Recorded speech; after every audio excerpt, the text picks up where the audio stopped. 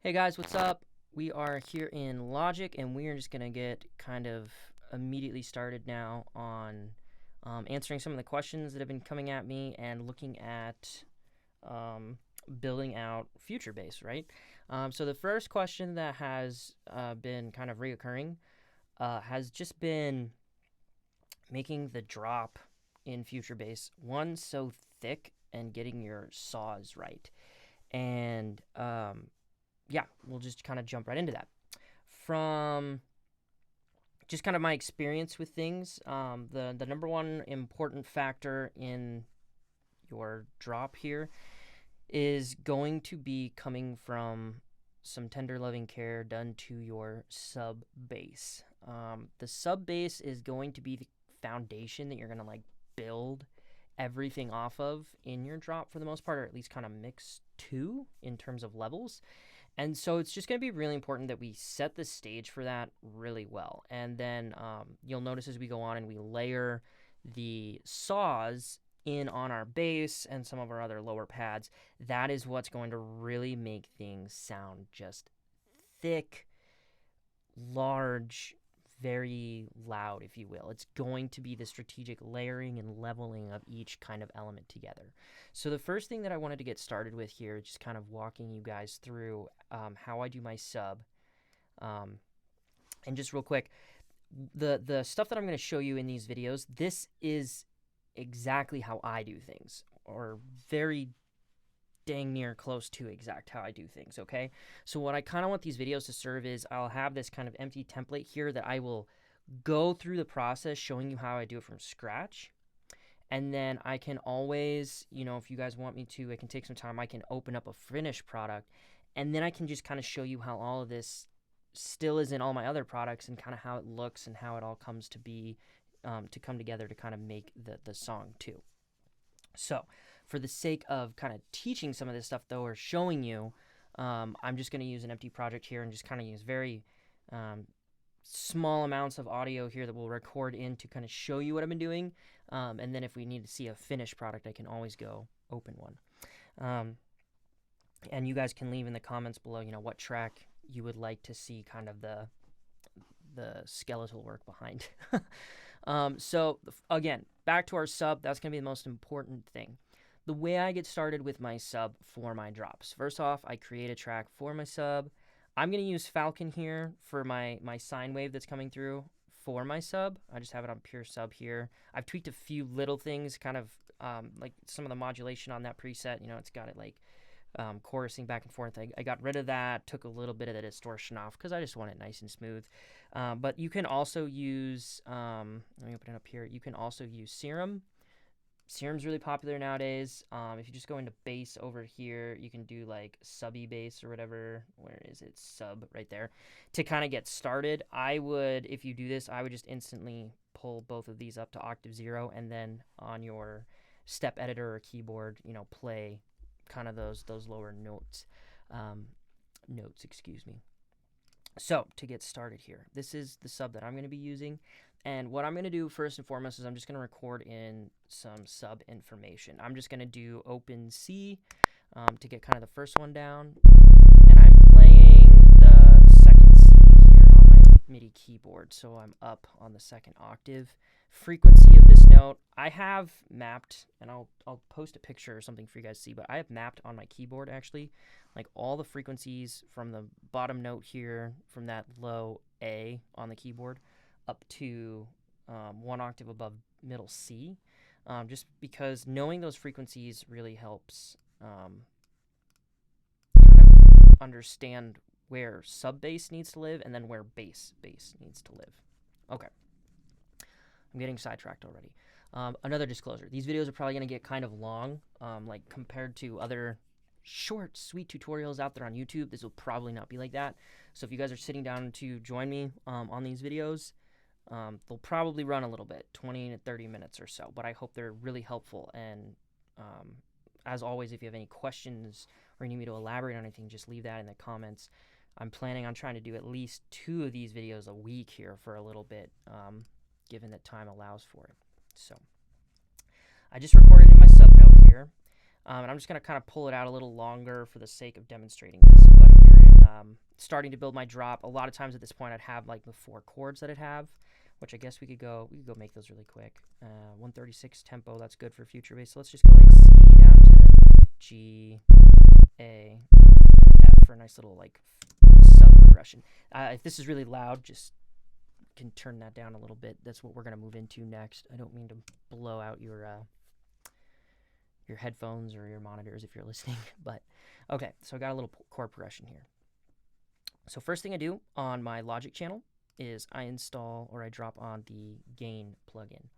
If you are in Ableton Live, the utility plugin is basically the same as this. You just drop it on the first part of your kind of channel strip there, and then we can use the gain knob to modulate how we want to kind of balance out and level our sub, get it at the proper volume, okay?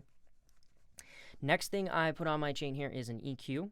I use FabFilter Pro just because it's what I got from the beginning.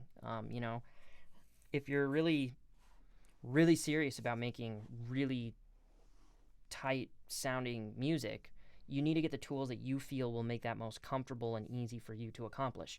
So for me, when I was first getting started, FabFilter just made sense. It just did. But you can do this technique that I'm about to show you with pretty much any EQ.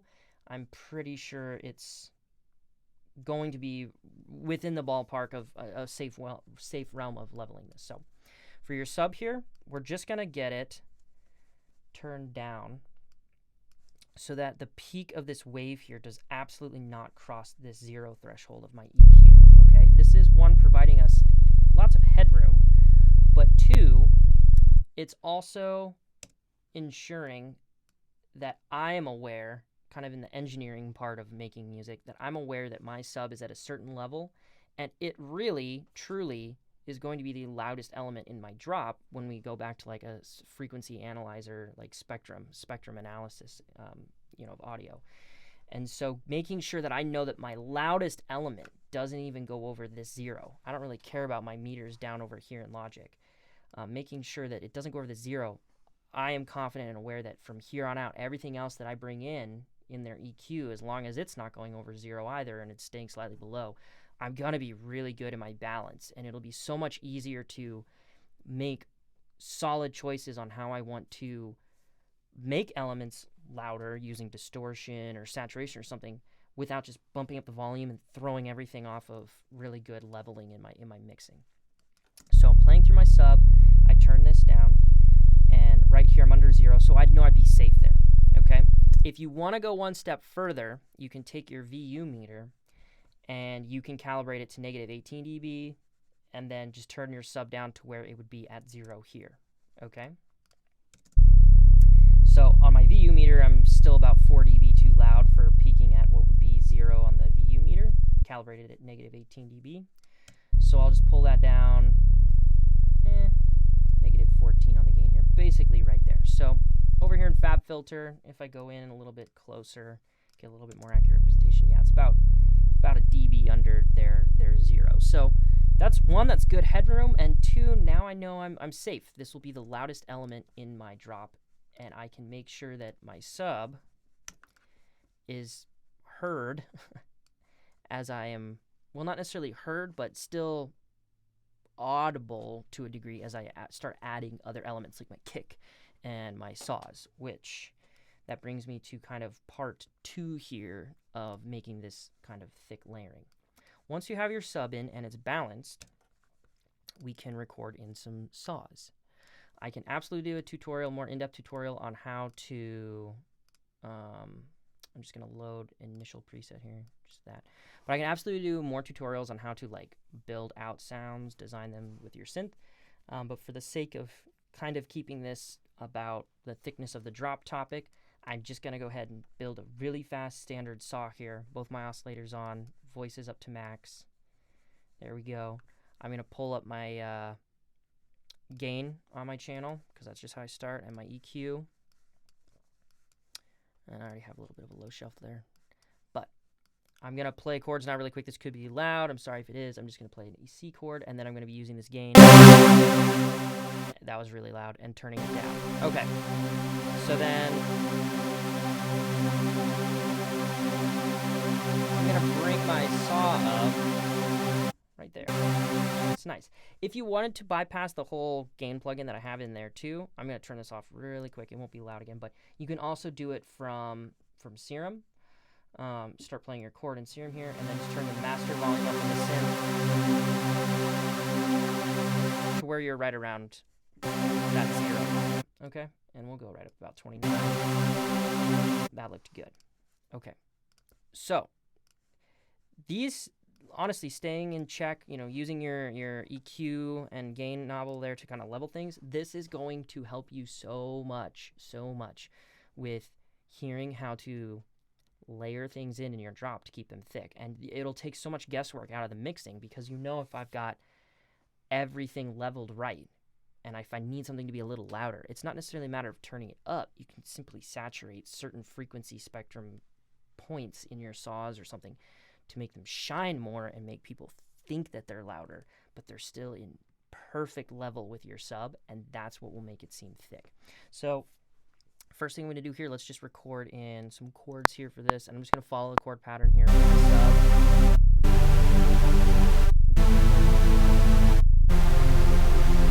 Super generic, simple chord progression. That's kind of a shout out to the composer, really. I love that guy. Anyways, I'll just snap my chords here just for the sake of making this a little bit more congruent, easier to work with. And this is why these videos will take a little while, but okay, cool. So here's my chords. Just loop these really quick. And if I pull up now really quick both of my EQs, so this is for my saws and this is for my sub, and I play these, we'll notice it's a good, thick, balanced sound. I don't know if you can hear me talking over that, but it's a good, thick, balanced sound. It's very raw, but everything right now is now leveled, and if we don't touch this from here on out, really, anything we do on here should continue to sound fairly good in terms of tweaking things with compression or EQ or saturation, not necessarily EQ, because like the EQ that you do, I would still do in this EQ channel. Just remember, keep it not super drastic. I'm a firm believer that if you want to get something to sound really good, try to get as close to the sound you're hearing in your head first. Try not to like go, oh, I know I need a super saw, and so I'm just going to make a super saw really quick in Serum like I just did, but it needs to sound super airy or something, and then you're like EQing for like 5 hours to like try and make it sound different. Like, if you're trying to do that, just design out the sound and get it as close as possible, so that way your EQing is really minimal. It'll just save you a lot of time. Not that you can't do incredible work with lots and lots of EQing, but work smarter, not harder, I guess. So here is my first layer here, sub with saw. So this the sub right now is probably just completely vibrating the shit out of your headphones, because it kind of is mine. So that'll bring us to step 2 here in my layers between my sub and my saw, and that's going to be EQing out certain things that I don't need. So roll off for sub, okay? There's kind of 2 ways to approach this, okay? One, we just got my sub balanced level-wise, and that's really good. And so we need to make sure that what we're EQing out doesn't kill a lot of the volume, and we kind of maintain the sound. That's one approach. So if that's the case, if I play my sub here, I probably won't want to roll off any higher than about 30 hertz before I'll really start encroaching on the body of what this sub is, okay? But that already cleaned up some of the super crazy rumble, right? And I think I even lost a little bit of rumble, which if we needed to add that back in, we very well could. The next EQ cut that I'm going to do, this is again on my sub, and I'm going to mute the saws here for a minute, but your sub basses really should be barely audible. Not because they're quiet, but because it's just hard, it's just hard for us to hear lower frequencies like that. That's why they're called sub frequencies. So what I usually do is I do a kind of a high shelf here, and I really tighten up my sub. Producers that I've talked to, videos I've watched around the internet, and then just trial and error with how I want my tracks to sound, I've found setting 120 hertz to be a really good like top end maximum for what your sub is allowed to play. So if you kind of A/B this, we're just getting rid of some of that top harmonic, okay?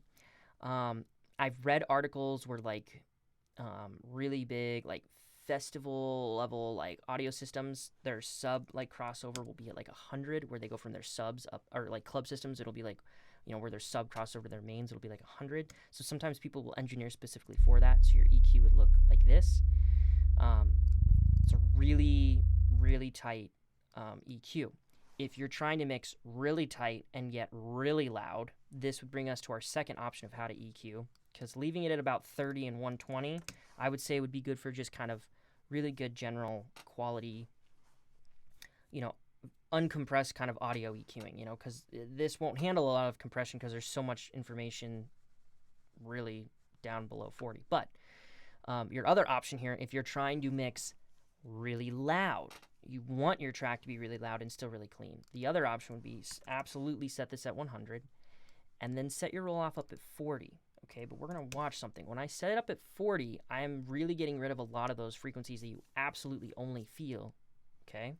And I'm really leaving us with what we can really only barely audibly hear. My VU meter will show me that we've lost a lot of volume here when I play this too. Check this out. With these EQ cuts, I'm now all the way back down at -12. If I turn these off real quick, see I'm back up at 0. So this, if you're trying to get loud, is a really cool tip, because I still want my sub in my drop to be peaking here at 0. So if I EQ it this tightly, I now just gave myself the ability to really turn up this sub.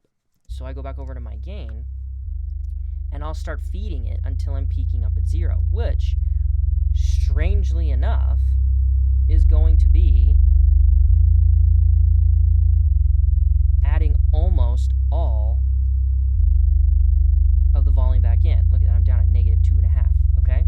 So you can hear, if you're in headphones right now or you're back on your speakers as I turn that up, it got thick, it got subby, but it didn't get dirty thick and subby, if that makes sense. Like this, it's tight, it's clean. There's absolutely still enough information coming through my sub here to rattle the floor and really give you a good perception of like, this is thick, loud sub. But by really rolling it off at 40, I enabled myself to turn it up really loud and minimize how much rumble there is. And I'm sure some of you have been at live concerts or festivals before where the sub in the song is just, I know people like sub in their face when they go to dubstep concerts and all that stuff, but there's a difference between like clean sub in your face and then this huge, usual big bubble of like 40 down to 20 hertz, just like bleed of just rumble that just drowns out everything in the track. This right here, roll it off at 40, bring it down tight at 100 hertz, let your sub live in there, balance it up here so that you make sure you're not going over 0. Here on Fab Filter, I'm not crossing through 0. This will make for a really tight, loud sub. Now, when I add that back in with my saws,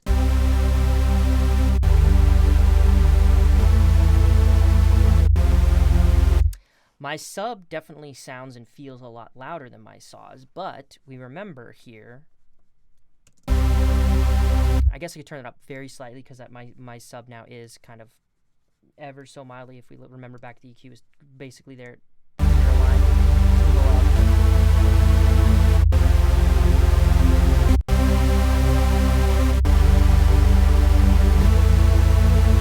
Okay, so now as we're listening to this combined, my sub definitely sounds huge and thick in here, and the saws, they sound huge and thick, but they also, the saws sound a little thin now compared to the sub.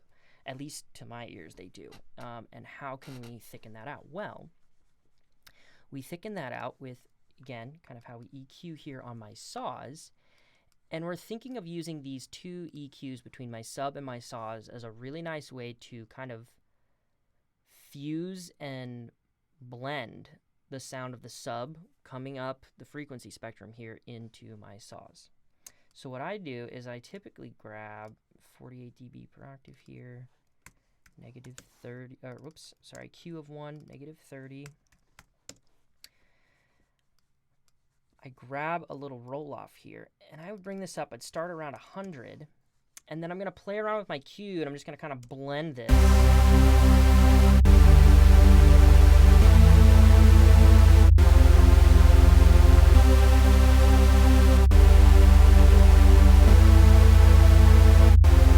Okay, so that right there, I rolled off some of this part. I'll play it in the saws only, and I'm just going to single this out. I got rid of that. That right there will kind of be the mud and the harmonic part of the saw that's going to hide some of the sub, but also make it feel like the saws just seem thin compared to the sub, because that frequency there is not nearly as loud or as powerful as my sub. I want my sub to occupy what would be those harmonics. So with this roll off, keep in mind I probably now lost some volume. If I really quick throw a VU meter on this channel and I kind of A-B before and after I EQ'd my saws here, I'm turn this off. I'm peaking at like -6 here. If I turn this back on, wow. Did you see that? I was peaking at -10 essentially, from -6 to -10. So that's 4 dB of volume lost with this cut. Now, what's going to happen when I add this back in?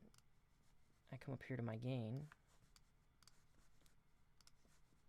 I'm going to turn this to 0 because it technically was off, so it should have been at 0.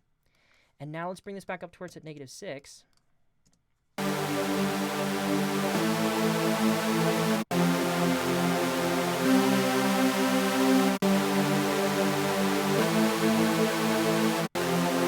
And because VU meters aren't necessarily like super accurate, you know, they're kind of over time, you have to be the judge of what would be about there. So it was hovering between, you know, 5.5 and back around about -7, -5.5, -7.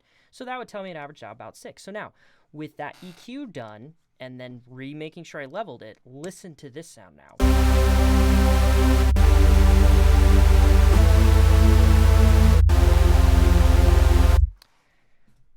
Boom. That's amazing, isn't it?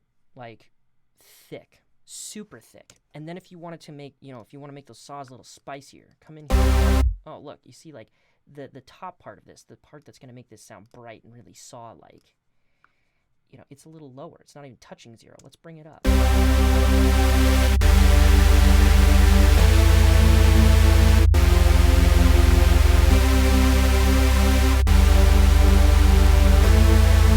Look at that. Now those saws sound gritty.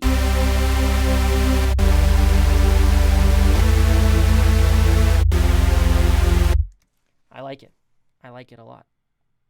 So, that is basically how I approach my sub-saw layering kind of design.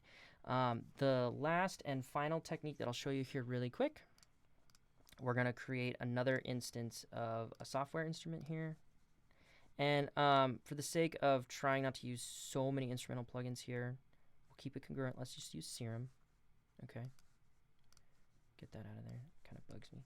And in Serum, I'm just gonna, guys, I'm just gonna go into like the default pads here because we're just trying to keep this simple. Let's just do a default pad. Emotional more. Ooh. Nice. Okay. That's pretty cool. So I'm gonna really quick on my channel here. Again, if you're in Ableton, this would be your utility. If you're in Logic, this is the gain. If you're in FL Studio, I don't know. I don't use that. But we will grab my EQ, and we're gonna pull this curve so that it doesn't go over 0.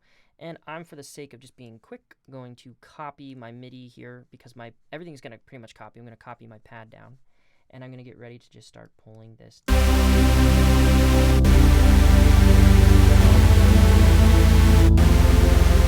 So that took about -4.5 dB loss on this pad to get it to where it's balanced. Okay. Now remember, with my EQing, because I'm kind of gluing these in, I don't really want or even need anything from like 120 down. So I'm gonna get rid of it. I'm gonna let my sub do that work. And we're peaking a little bit there. And because that's so just distinct, you might just grab a little bit of your EQ and pull that down just like a few dB.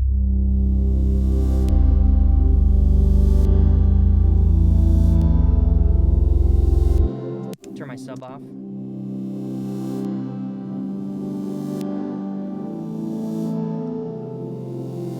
It's nice, right? Okay. When I add all these back in here now, this would be the reason why I'm adding a low pad here.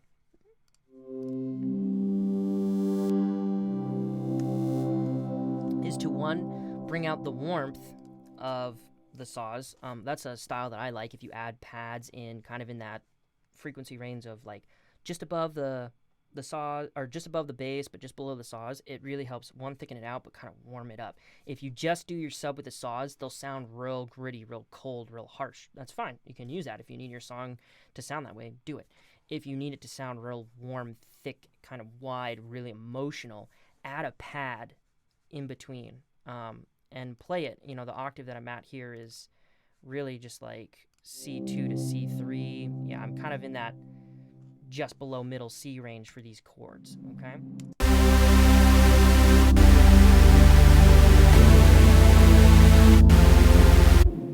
Awesome. Okay, so then the final step that I wanted to show was, once you have your stack layer in here, the last thing to do and to kind of treat this stack with is kind of how you're going to modulate it.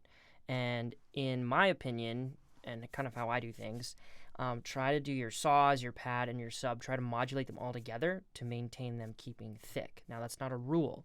In your drops, you can definitely have your saws go off and do a gate pattern, you know, on maybe quarter note stutter or something, and your sub plays through. You can experiment with that, but just to kind of demonstrate, if you keep these all together when you edit them with either your like LFO modulation or your gate modulation, if you keep them all editing together, you'll get and you will maintain the really thick drop sound. So what I'm going to do really quick, I'm going to start up here on my synths. I'm just going to use, I'm going to sneeze here for a minute.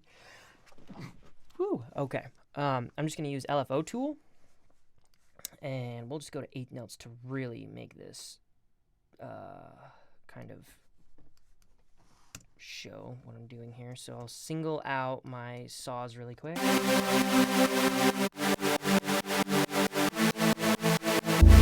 Nice. And then I'm just going to copy that LFO modulation onto my pads and onto my sub. Okay, so now it's there and it's there. Perfect.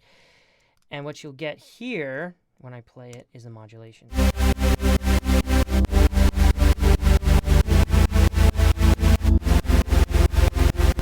Cool. Okay, so that is going to complete video 1 for my tips on keeping your future bass drop thick. Again, it's by creating stacks like this. And you can always, again, I think like I've mentioned earlier, you can always add different saws, a layer or two more of them, a different pad, you know, in there as well to kind of really keep thickening it. Quick apology. I know at the beginning of this video, stuff might have been really loud. This is the first video I've ever done, and I'm going to go back and make sure that from here on out, things will be volume balanced a lot better, and I won't rip your ears out with things being loud and maybe my voice being too quiet. So I apologize if that was the case. Until my next video, though, enjoy kind of using this tip.